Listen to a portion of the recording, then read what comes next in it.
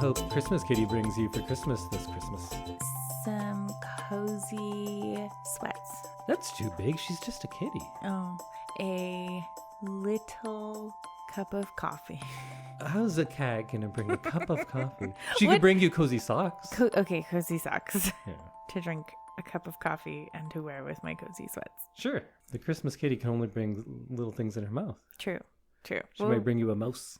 No thanks. You don't know. It depends if you were good or bad or what she feels like. What are you going to get from Christmas Kitty? I asked for a roll of hockey tape. Oh. For my stick. Nice. You should tell people about Christmas Kitty because I think a lot of our listeners are in Canada and the US and they don't follow Christmas Kitty nearly as much. Yeah, I like Christmas Kitty. All right, there you go. There's your explanation on the Christmas Kitty. Marisol, the Christmas Kitty. We'll just leave that there, I guess. And let's start our episode. Welcome to a very festive holiday edition of I Love This, You Should Too. My name is Indy, the big Christmas cat, Randhawa. Well, that's a thing too, the Julekatter and the Icelandic Christmas cat. Oh. Which is different than Christmas Kitty. Christmas cat is like the house size. Like a giant cat. Yeah, and he'll gobble you up if you're wearing like shitty clothes. You have to wear new clothes. Yeah. On Christmas Eve? I don't know. Day. I don't know. I can't keep all of my Christmas cats straight. I believe in sure the Christmas Kitty. Eaten by a giant cat. Well, I guess it depends on what you're more of a Santa person, though. I am. I'm more of a Christmas Kitty and Santa.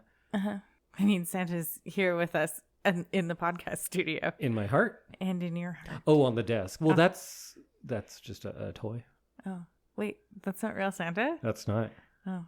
And with me is my lovely co-host, Samantha. That's not real Santa Randhawa. That's me. I know it's not real Santa. That's our Christmas tree topper. Glad we sorted all this out. So, Indy, we're here to talk about a very important movie. Is that the right word? Very movie.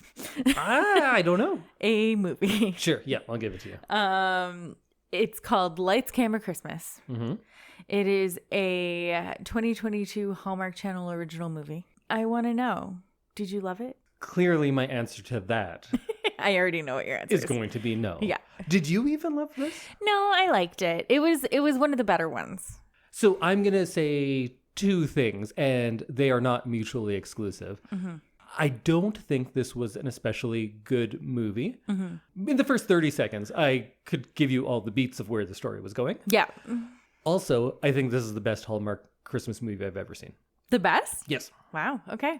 I've seen fewer than 10. Yeah. Actually, it might be more than 10 now that I think about it. I just don't remember them all because and they're we're not so always generic. Paying attention to them. No, like, because the more you pay attention, the worse they are. Like turn it on while we're doing something and then wrapping Christmas presents, putting up a tree, baking cookies. I kind of agree with you that this was one of the better ones. I think the best because there was nothing in this movie that made me angry. Okay. Because I always talk when we're watching the Christmas movies and you're like, no, it doesn't have to be good. It's just like a light and you don't have to think. And I say, yes, that's fair. But it doesn't need to be actively bad. It doesn't need to buy into tropes that don't help its own cause. Yeah. It doesn't need to do all these extra things. And they need to make simple choices to help themselves out, which they do not. This movie, I don't think they did anything wrong. No. And that's why it's the best one. There's nothing really objectionable in this movie. Mm-hmm. The characters are pretty likable. The acting is pretty good. The directing is fine. Yeah. It's a nice Christmas watch. If you are the type of person who says like, yeah, I just want something nice and easy to watch, this is the one. This is, and it's not offensive. It's not trying too hard. It's just a classic Christmas time. It's just the Hallmark formula, but done all right. Yeah. I don't understand how they make so many and then so many of them are terrible. Yeah. But I guess there's so many that we haven't seen. So maybe this is more average than I realize, but we've just watched so many that make me actively angry. Yeah. This was nice. I do think some of them, they go too big with the characters. Mm-hmm. And then it's too zany for the lack of plot that they then put into the movie. It's not even that it's too big, because a lot of those ones I like because they're making a choice. It's not just middle of the road. I think the problem often is that they are so middle of the road that they're not making any choices in any direction. So much so that they're not even doing the work. They're not having the meet cute. They're not having them have a disagreement and fall apart and then learn what they love in each other and bring it back together. They just go through the motions, and they trust that you've seen enough Hallmark movies that you're like, yes, we've earned this, not in this movie, but in culture. We don't need to do the work of making these characters feel that way. You already feel that way. We just play the music and show you them kiss, and you do the work in your own mind. This movie does the work. It's not like going into depth of like, here's the giant backstory of why they're like that. Although it does a little bit. It does the work in having these characters, like having your jerk guy be kind of a jerk, but not so much so that he's irredeemable. So often they're just such trash, but then we have to love them at the end. But you just had to think, like, remember what he did in the first act? That's kind of unforgivable if it was real life. This guy's just a little full of himself. Yeah. And then we learn why, and we actually get some psychology behind it. And he comes to those realizations himself, and it's redeeming, and I believe it. Yeah. Yeah. It's a good movie. It's fine. It was a good movie. Yeah, I agree. And I think that the through line and the Hallmark checklist, you hit all the boxes without it feeling too tired. Yeah. Yeah. Like I feel like when you're doing 12 movies a year of the same 8 checkboxes, say that you have to hit all of those in the script, and it would be really easy to quickly like hit the same exact movie over and over again, and to have like your viewer go, well, I just watched the last one last night and it's exactly the same as the one tonight, except for that instead of Santa, it's a snowman. And that they have so many characters that are just unlikable, which is always very strange to me. Like, why you would make one of your leads just a jerk? Yeah, because it's funny conflict, I guess. Yeah, both of these leads I believed were people. Yeah. Like, and that they would maybe get together if this wasn't like a Hallmark movie. Like, I would believe that they would get together. So let's go through the movie. And we do spoilers on this. We might get a different audience than we normally do. We usually do like kind of more analysis, but I feel like there's not too much to analyze in this. Being the deepest Hallmark movie is still like, it's a pretty superficial movie for the most part, but there was some good stuff in here. Yeah. So this movie is about Kerry Devine of small town 12 Oaks, California. Colorado, sorry. Who is struggling financially while owning a clothing boutique called Retrofit Exchange. It's a bad name. It is a very bad name. And you can tell that, I don't know, like, I feel like I've ordered a lot of signs in my job. And you can tell that whoever ordered the sign for the storefront didn't check the measurements and think about how small it was going to look, because it is like a sign that you would have like on a table at like a fair, not up on a like marquee for a store. They got a low budget there. They got to stay on it. They don't have a low budget? Hallmark? Don't they? Sure. Really? Well, I guess, what are you considering a low budget? For a feature-length film, yes, it is a very low budget. I guess I was just thinking for like a Christmas movie. If you're looking at just made-for-TV movies, sure, it's probably higher than some of those. But for a feature film, they're quite low budget. Interesting. I couldn't find any information on how much this movie cost to make. So no, they don't let you know. But I know people who work making Hallmark movies, so I get some insight to it. Where was this shot? Was this shot here? Vancouver or something? That's the thing I don't... Like, it's so hard to find information on these movies. Netflix is like that as well. They like to keep it really wrapped up. Like, I found the IMDb page, which has about 4 things on it other than, like, the cast list. There's the Hallmark movie page, like, for, like, Hallmark movies. And then there is a fandom. Do you know like the fandom.com sites that TV shows will have? It's like I think they call it like a wiki, but lots of things like ER has a fandom wiki. Sure. There's a Christmas specials.fandom.com is like one of the pages, and it'll have links to who these people are, and then you can like find them and what movies they're in. But this also has so little information on it, so I have no idea a lot of information that we would normally have about a movie. I have no idea. It's very strange. So in the 20 seconds when you were just talking, I got into some back channels. This was filmed in Vancouver, and most likely it was filmed in 20 to 25 days, and most likely it had a budget around or under $3 million. Yeah. They're efficient though. They'll line up their movies and they recycle things as far as cast and crew and sets and everything. And that's fast. It is fast. And that explains why a lot of them are quite terrible. So but rushed. a lot of them are terrible in the script, which I don't know. That seems unforgivable to me when they're just the choice is there and they just choose to make it worse. But that's not what we're talking about. We're talking about this one, which is actually kind of good. Yes, we liked this one. So we start out and it is the premiere of a movie that's debuting on like a streaming subscription called Turbo Plus. Dazzle Plus. But then they're still having a like film festival style Q&A. Which is so weird because I'm pretty sure nothing has a streaming service release and also gets a Q&A and a live premiere. I thought they would just say Hallmark. They should have been making a Hallmark movie. Yeah. What they really should have done, and I think I'm trying to do this in the real world, is they should have made both movies. Yeah. That Santa movie that is the joke movie. Yeah. They should have shot that. Yeah. They should have released it and then as its own movie. Because they're doing them in 3-week turnarounds, do them back to back. Some shots can work in both movies. And then have this that's kind of about that. That's built-in marketing. I think that's just a good idea. You're probably already shooting half the Santa movie while shooting the first movie That's anyway. what I'm saying. So like half your shots are done. You need another like week and a half maybe. Yeah. Based on how fast they do these to like round it out and add the little scenes that you don't see them shoot.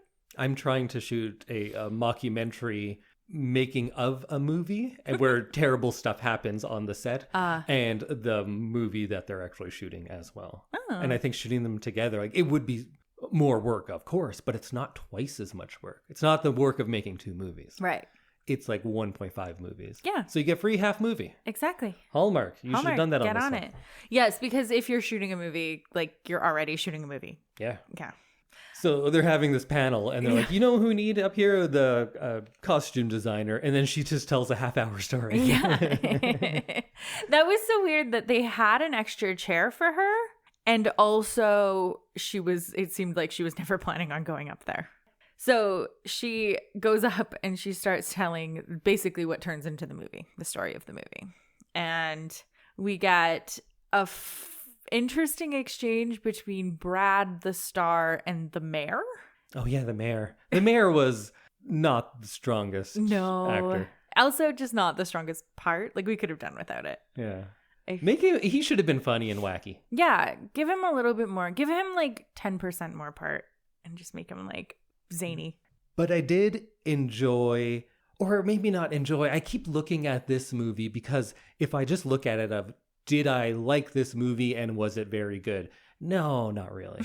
But that's not, I can only talk about that for so much. I'm like, yeah, it's fine. The end. What I did appreciate was how economical the introduction of Brad Baxter was. Like he comes on and he's always calling himself the King of Christmas. Yeah. And just in that one exchange where they take the picture and he's like, oh no, that's not good. Yeah. But you look great. And he's still like trying to charm. So he's so not charming. an over the top, like I'm a selfish asshole. Yeah. But you're like, no, but he's kind of a selfish asshole. But in a way that there can be redemption for him. And we do get that. So I loved that that little introduction. Or later on, he said like, oh, it's me. Need a hint? And he like smiles and winks. he's so full of himself, and it's to a funny extent rather than an infuriating extent like a lot of the other movies would do. Because I feel like if this was a lot of the other movies, and I feel like we're just shitting on the rest of Christmas movies, but... Well, this style of one, they're bad.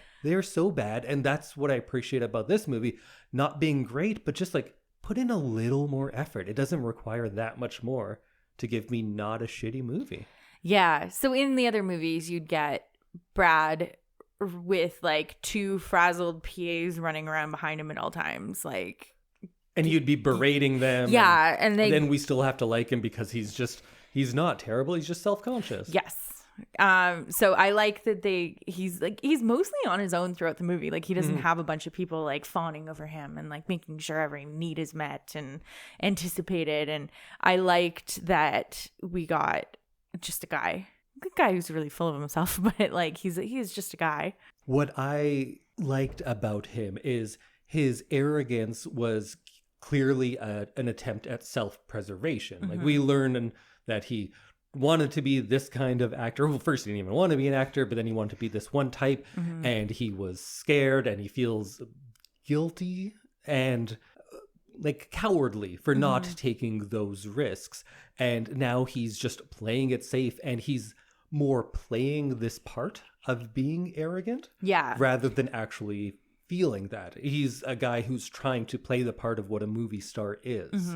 And what he's watched these Hallmark movies, like, okay, that's what I should be. That's what I am. But he's like a good enough guy underneath that he's not fully committed to it. And that's not the most subtle thing, but for a Hallmark movie, it's incredibly subtle and complex. And I thought it was pretty good. Yeah. Yeah. They gave him some like actual human emotions. Yeah. Which Hallmark tends to not do. There tends to be like crazy people. And we get introduced to our female lead when they buy out her entire store. What's her name again? Kerry. Yeah, this whole scene is very like puzzling from both a like movie standpoint and then also like just like a business standpoint. Sure. Like he walks in, and I assume that as a producer, maybe he's never had to become a costumer, and that's fair because he's a producer. But I also don't think that a producer would walk in with his credit card and buy absolutely everything sight unseen out of a store. No. And when I was watching the first part of this movie, I was looking at things like, why do they have this big panel for a Dazzle Plus release? How can he just go buy a store like that? And you get caught up in those things because most of these movies are full with so many of those, and it's often more fun to look at how ridiculous they are than how good they are. Yeah. But in this case, already by this point, which is quite early in the movie, when he comes and buys the whole store, I looked at it and was like, you know what? Fine. Yeah. Because it wasn't an instance where he comes in and he's wearing a scarf and he throws it over his shoulder and he's like, this, I'll take it. Let's go. And berates her or belittles her, which is usually what you'd get. He's a nice guy trying to do his best. He's frazzled. These types of movies, especially if your goal is to have a nice time, a calming time, something like you always say that you don't have to think about. Yeah. Why would you put so much unnecessary conflict in it? And that's what gets me about a lot of these ones is the conflict. It comes from nowhere. It's very forced and it's just to make you uncomfortable. And then when it works out, you're like, hey, look, everything worked out. Yeah. But it doesn't come from anything. Here, the conflict isn't at places like that. Like, hey, I'll buy your whole store. And she's like, oh, okay, that actually will be very helpful. Yes, that's a great thing to do. And they both benefit from that. The conflict actually comes from these characters and their pasts more than anything. And their actual problems. Yes. Like real world problems. It's not manufactured conflict. No. And I think the single biggest thing that bothers me about romantic comedies as a whole, 95% of them will have that third act forced conflict. Usually it's just a misunderstanding that if you go like, oh, actually, I didn't say that. I said this. That would fix everything. Yeah. But we have to have that point where they hate each other for no reason at all. And it's very forced and it's ultimately unnecessary. Yeah. Because it doesn't make the movie better. I think people think that there are stakes then, because now they hate each other, now they love each other. Look, that's growth, that's an arc, and it's not. It's manufactured and unnecessary. So that's why in this movie, it sounds like I'm just praising this movie, and I love it. Indy loves this but movie, it's just guys. such a good example of how I always say you could do the smallest things to make this movie fine. This movie does all those small things. Yeah. And so when he comes out and buys the whole store, sure. Yeah. There are no costumers you can find, and the small town lady who has aspirations of being a designer gets her chance. Great. You know what? I'm on board, and I want her to get her chance. And that's like I like her. Christmas miracle kind of feeling thing. Yes. Yeah. That's a situation where you're like, oh, it's a Christmas miracle. Just give me characters to root for, and I will. Yeah. And then you are rooting for her. And you get to see her like pay her rent and like do actual real world things. It's not like something really far-fetched that nobody's ever actually dealt with. I also really enjoyed that B story with the producer and the director. Me How they were divorced. Yes. And that was like funny at the beginning because they always had to speak through the one person, but they were never terrible and malicious and like poisoning each other's coffees or things like that. They were just petty jerks a little bit. Yeah. And I think after a relationship and you're married and everything and you break up, you're like, yeah, you're going to be a little petty, I think. And also, you could see that they were getting closer throughout the movie to talking. And then when they finally do kind of break through and call a ceasefire, I think she called it, you like believe it. It's not just like all of a sudden one day they decided that they're back in love again. Yeah, and the way they show the audience this is so easy. It's not that they went and really got into the relationship and had them rekindle it with memories of the past. Although there's a little bit of that. All they do is they first only speak through the assistant, then it's like one sentence to each other, and then eventually they're having conversations. And that's how they show that they're learning to, they eventually do fall in love again. I don't know if that's... But I mean, like, it's... For one of these. A Christmas movie, it's very, very subtle in the way that they get them back together. It's just easy and economical. There's nothing wrong with it, is the biggest thing. If this were an Oscar bait drama and that's how they did it, I'd be like, oh, that's lazy. But for this movie, it works. It's a great doesn't hit you over the plot. head. And you know what? I really wanted them to get back together. Me too. Right at the beginning, I was like, oh, they're getting back together. And as soon as I get over my like calling it, I got invested and I was like, no, I want them to get back together. Yeah. I liked him. I liked the producer. I thought he was a good guy. I thought they were both really great characters. Just like, I didn't get enough of her. No, she didn't talk much. Yeah. But I did find that even if they hadn't have been husband and wife or like formerly husband and wife, I think I would have just liked them just because they're like fun. It was good. And we also get the co-star of the movie, Mariah, who falls in love with Santa Claus in the movie. And I liked her because she was kind of just like working in the background for everybody. Yes, she wasn't there to sabotage the relationship. Yes. Like, don't fall in love with her. I'm going to win you. There was none of that. No. She's just a good friend. And you know what she was? She was an actor doing her job on set. It's and she like the simplest things. Liked her coworkers. Yeah. She's just nice. She's like, I think you guys would get together. If you want to make a nice Christmas movie, put nice people in it. Yeah. And everybody in this was like genuinely nice. So that was nice to see. So nice. So nice. What did you think of the redesigned Santa suit?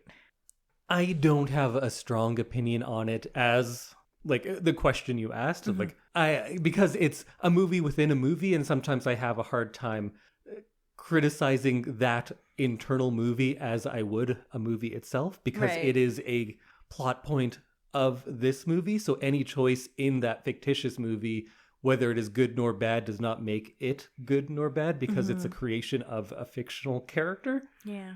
You know what I'm saying? You know what? I probably didn't like it. If I was watching a movie and that's what it was, and he's like, oh, I'm Santa, and he came out like that, I would say, like, no, this is dumb. They're just trying to make a handsome Santa. Stop trying to make everything sexy. Some things can be not sexy and still be fine. But that's what Dazzle Plus wanted. That is what Dazzle Plus wanted. Oh, no, but they didn't. They wanted it more traditional, and they changed it. Yeah.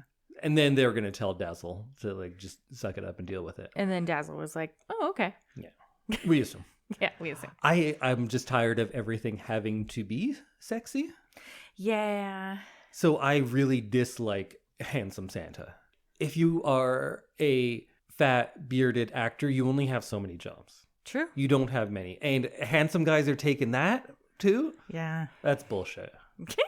Justice for Santa Claus actors. Yeah, absolutely. Now even like all the voice actors have to be like jacked Marvel guys now. Yeah. Like, oh, who's going to play Mario, a cartoon plumber? Oh, a jacked Marvel actor. Why? Why does he need the abs to do that? Yeah. But what I was saying before... Projection. I'm just talking about everything but the movie. We're all over the place. But what I was saying is I thought it was fun that this was her contributing to the movie, and it's a part of her arc growing from a retail shop owner, and she thought she knew what she wanted in the past but gave it up to be a designer, and now she's finding this third path which turns out to be what she wanted even if she didn't know it. And that's a more subtle, although nothing's really subtle in it, but that's a more complex arc than a lot of these will get. And I enjoyed that part. I still don't like handsome Santa as a thing. Yeah. But what did you think of the suit itself? I'm sure you have stronger ideas on that. I liked it. I feel like, and because they're like supposed to be making like a Hallmark style movie, I do feel like at a certain point in this season when everybody's releasing 12 Santa movies and there's like 100 new Santa movies that come out, maybe 100's a bit of an overestimation, but like you get so many and the market's so saturated for a couple months. Having something like the revamped Santa suit, the like new age, new stylish one, I think that I liked that little addition because it made it feel different. Other than him in a fat suit with skinny legs. Right. Like, would I wear that suit to a Christmas party? Sure. Yeah. I still don't want a handsome Santa. I think if you're changing up your Santas, you go the other way and make it more like a witchy woodsman. Yeah. I kind of like that. Is he creepy? That kind of Santa. I like all the Santas from the scary Santa to the Coke Santa. That's my spectrum of Santa. Yeah. Yeah, I like that. I don't like sexy Santas. No. Santa shouldn't be sexy. No, he shouldn't. Yeah, he's supposed to have a tummy like a bowl full of jelly. Is that what it was? Belly like a bowl full of jelly. Absolutely. Yeah. Tummy. Tummy like a bowl full of nothing. Gummies. Gum. There you go. Well done. So then we have our two leads slowly kind of falling in love. Yeah. It seems like he was interested in her before she was in him. Yeah. And I like the way that they played that because she is just got a new job. One that she's never had before. She's trying to like navigate how movie sets work and it's all very chaotic. So it does kind of make sense that he would be the one who's like more interested in her at first. Like that made sense to me. I appreciated that she had what a normal person's reaction should be to a guy who's very full of himself and is kind of presumptuous. And she's very skeptical of him for quite a while. While so many times you have someone being so much worse than him, and then the love interest just flips because the person shows interest. Right. And she's like, Yeah, this didn't have that. She took her time. And he had to win her over. But he doesn't go out of his way to win her over in the way you would often see of him making usually too forward and too aggressive like romantic gestures. Yes. But rather, I think when he was kind of inviting himself over for dinner, I think it's 50% that he's interested in her and 50% that he's lonely. Yeah. And that came through. And then once he's kind of away from the set, the actual, what's his name? Peter? Brad. That's not close. No, the actual Brad, the King of Christmas, that starts coming through. And I appreciated that when he was over at, she lives with her mother, right? Yes. Over at their house. He doesn't tell this story of like, oh, my parents were killed on Christmas and that's why. And then out of trauma, she loves him, because that's a thing too, where someone's an asshole, but then you're like, oh, you're an asshole but wounded? Yeah. I can fix you. Sexy. Yeah, they're into that. Yeah. And what she learns is like, oh, he's just kind of like a nice, normal guy. Yeah, when He's he pretty regular. drops the facade a bit. Yes. And then she kind of becomes like a safe place for him to be able to drop the facade. And I think that's why he's so into her by the end of the movie. Yeah, I think she provides that for him. And also he sees in her a glimpse of who he used to be. Mm-hmm. I think.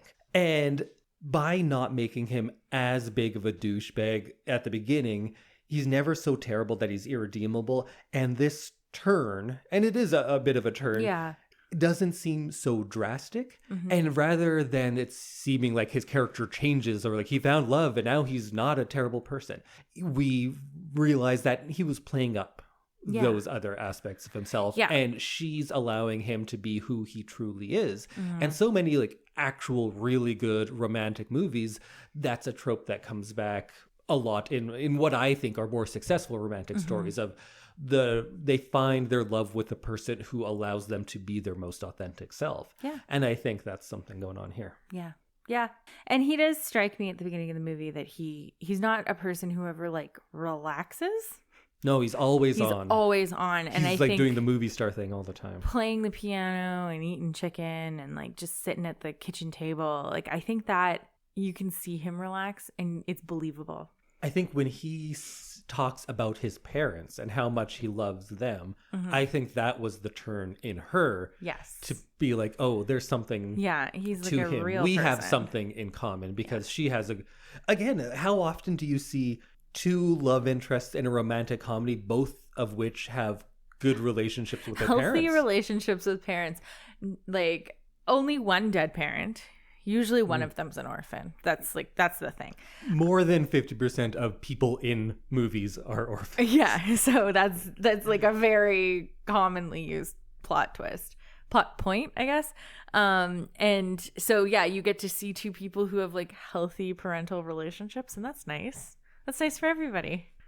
And then when you get to them having their romantic dinner on set, I appreciated, I don't think they're really breaking the fourth wall or doing any sort of self-referential thing that much, because it has the opportunity to poke fun at the movies it is also a part of. Yeah. A lot more. And I wish they would do that, but I get why they're not. Hallmark is very, like in a Disney way, they take themselves very seriously. Although, do they? Because they will have movies so intentionally bad that it's poking fun of it, but they won't let this movie poke fun at those things. Yeah, I don't think they reference themselves. I wish they would in this. But what I did like is they subtly do that when they're having dinner on set, because then they can have the artifice of a regular Hallmark movie and the lighting changes dramatically, music just starts and all of those things would just be a part of other movies. But here you're like, yeah, they're on a set of a movie and showing how artificial this is. Yeah, and someone's probably testing stuff for tomorrow. Like, well, they even have the guy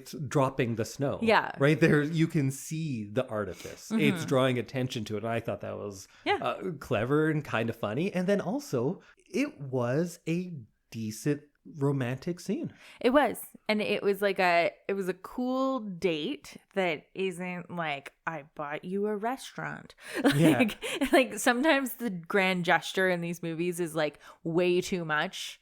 It seemed like a good date that I've actually been on. Yeah, and it didn't seem like something ridiculous. Yeah, one that you would believe that like an actor in a movie would be able to pull off. Yes. Be like, hey, I know you're gonna be testing lighting, but like, do you mind if we have dinner on the set? Yeah. Yeah, go for it. Like, that's something that I can imagine actually happening. And yes, a date that I could actually go on in the real world if I had a movie set at my disposal. I meant more the conversation and how they're interacting with each other. That seems like things from my life. While so many what's supposed to be romantic scenes seem like two people who have never talked to people before. Yeah. You know, they don't, it doesn't ring true a lot of the time. And this one is like, yeah, they're just people chatting. Yeah. Yeah. I do want to know in what condition that pizza was brought from New York. Yeah, it couldn't have been there that fast. I was assuming But pizza reheats well. it does, but I was also assuming that maybe they like built it in New York and baked it in Colorado. A little later on, when the lead actress in the movie is having trouble with something, and the costume designer has that speech about linking her performance to the loss of her father. Like, two trains of thought. At first I was like, well, this is a little bit clunky, but again, everything in this is so much more forgivable because of what the Hallmark bar usually is. I started to kind of like it more because the psychology of her not liking Christmas because of this, although that's not even really heavy that she hates Christmas, but it just makes it an emotional time for her.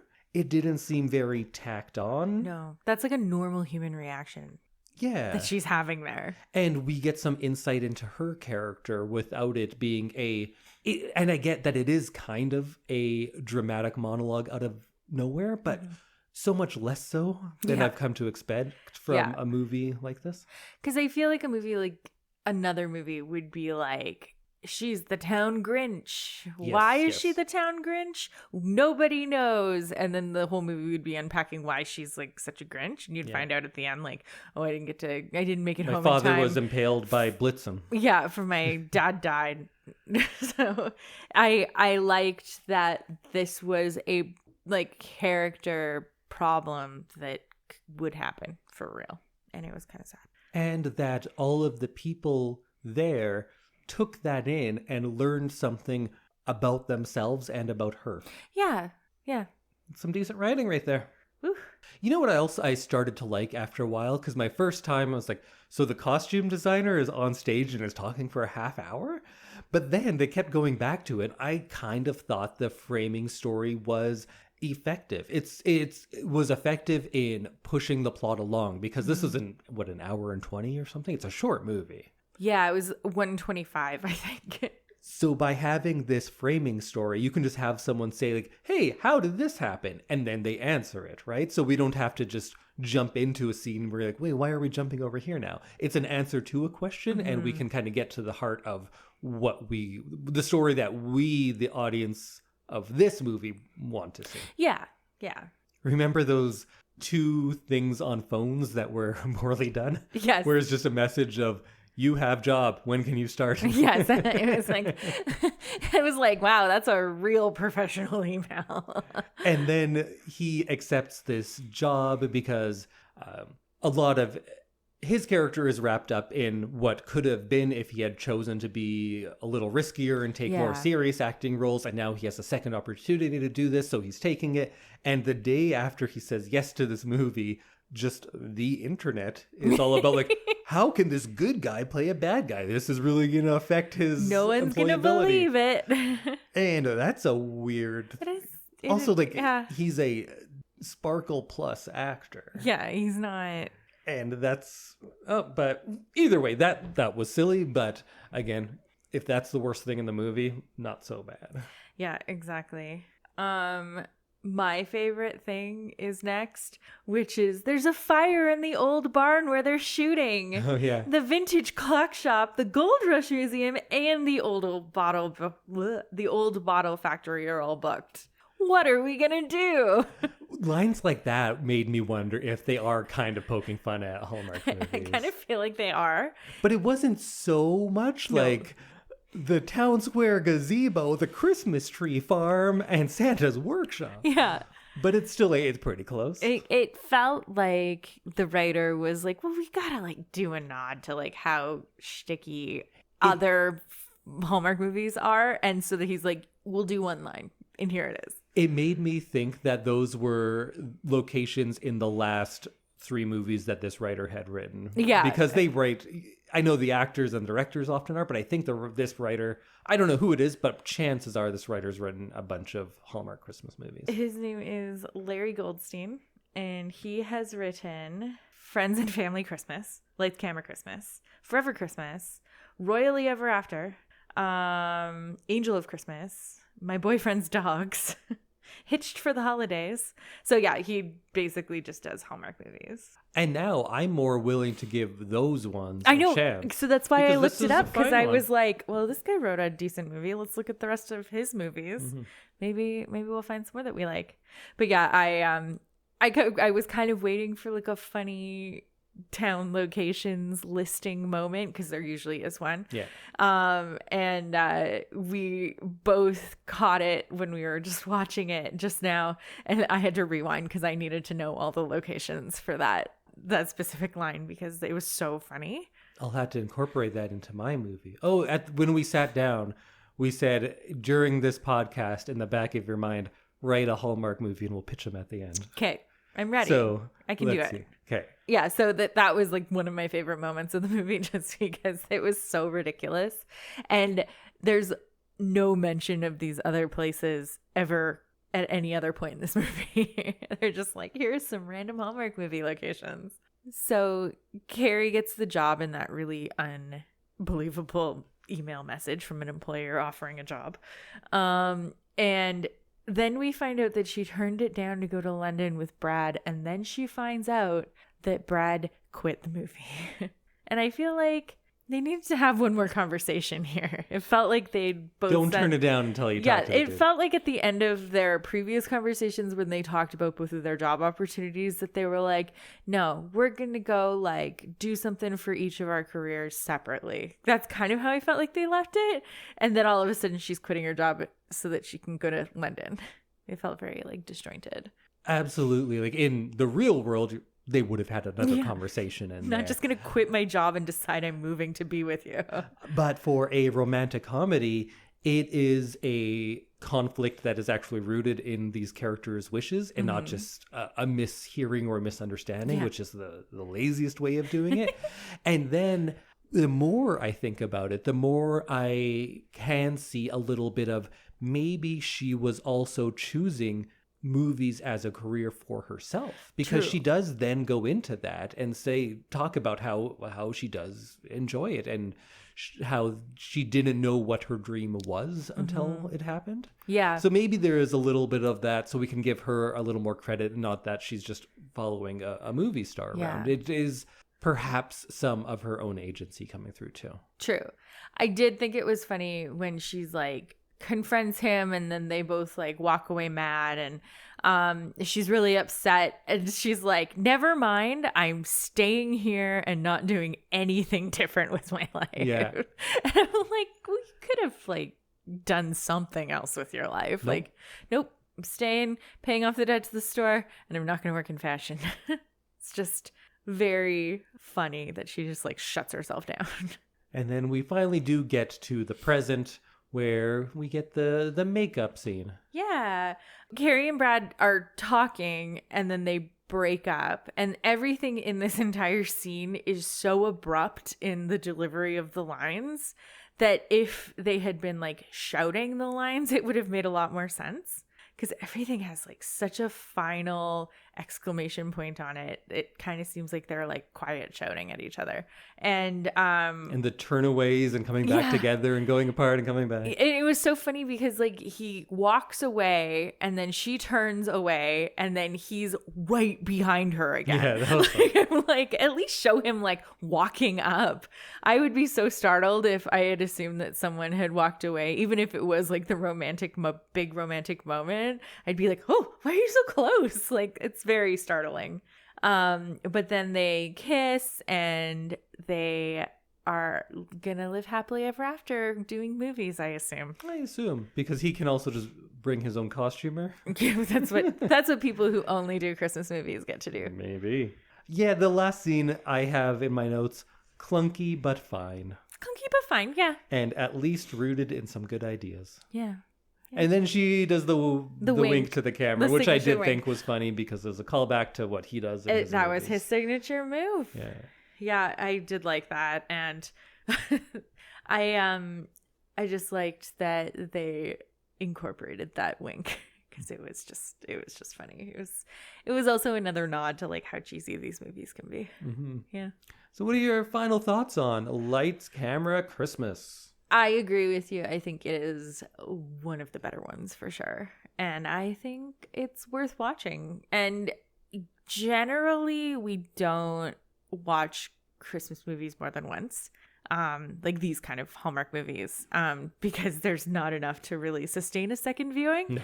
This one, we had watched when we were at your sister's house in Calgary and both enjoyed. And then I was like, I wonder if we could do this for the podcast and watch it again.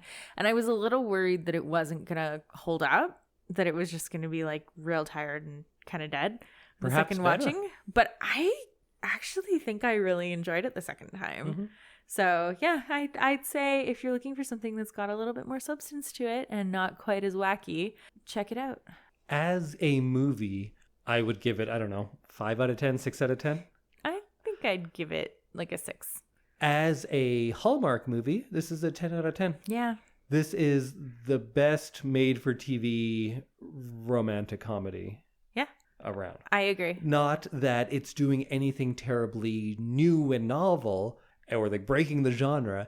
It's just making the right simple choices on how a movie like this can be effective. Mm-hmm. It's a peaceful watch. Yeah. It's not conflict ridden, especially unnecessary conflict.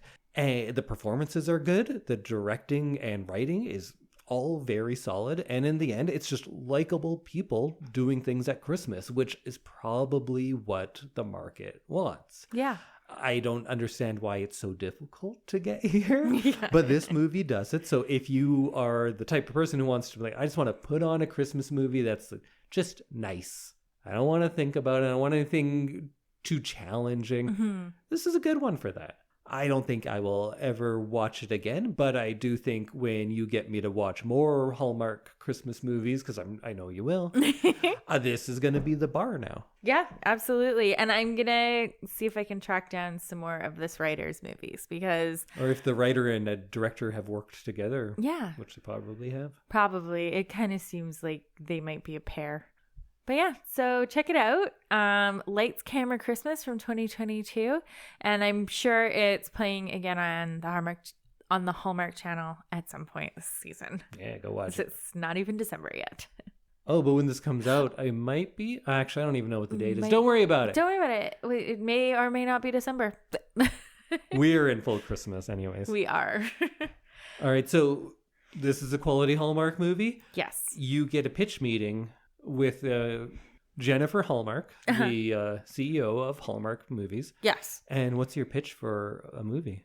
My pitch for a movie is we open on a small town in middle America in the mountains. Colorado. Sure. Yeah, Colorado.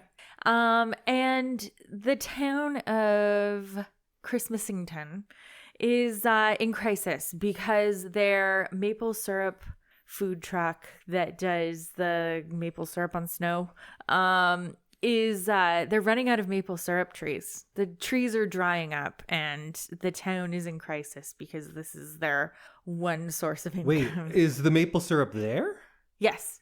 I thought the maple syrup truck couldn't deliver the maple syrup. No. It's like a food truck. So you go and you get your maple okay. syrup on snow on a stick and then I think you had to move it to the east. Oh, okay. It's in Maine. Is that where trees are? You know what? I don't think the makers of Hallmark movie put this much thought into it anyway. So, Maine. And then the big city lumber developer comes in and says, I want to cut down all your maple trees. And the developer falls in love with the owner of the maple syrup truck and decides that he's going to quit his big city lumber job and move to Maine/Colorado. Are there big city lumber jobs? I don't know. I feel like most big cities, not a lot of lumber. Yeah, you're right. But no, I get you. Maybe he works for a construction company Yeah. that sources lumber, like Yes. needs lumber for a job. He only builds sky rises made out of maple. Maple. They're 100% maple sky rises. Yeah.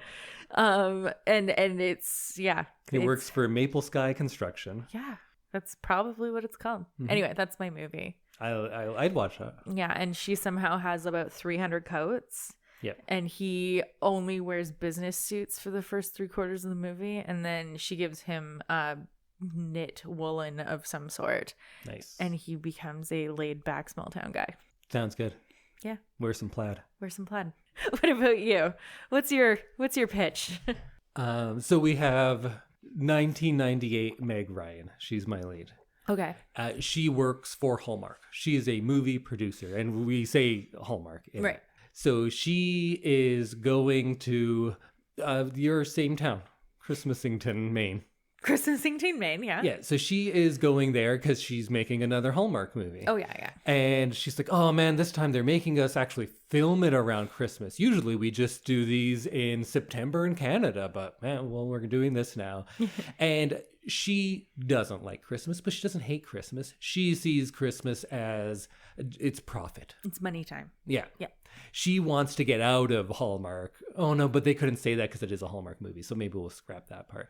And she is engaged to the lead, the Captain Christmas of this world. What was it, Mr. Christmas? Mr. Christmas, I think. Whatever they called him. She's engaged to that guy. Maybe it's played by this guy.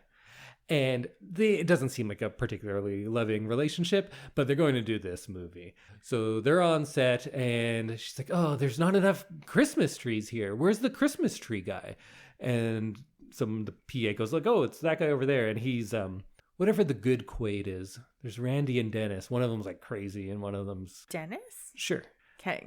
It's Dennis. But I don't know if they're not person-wise. They might both be crazy, or might be good as people. I don't know. But one of them is like your... Arrow shirt model, kind of handsome. So him at the same time. They might have been in movies together. Maybe that's why I'm thinking of it. Were they married? I don't know. For some reason, I put the two of them together. And so then it's this guy.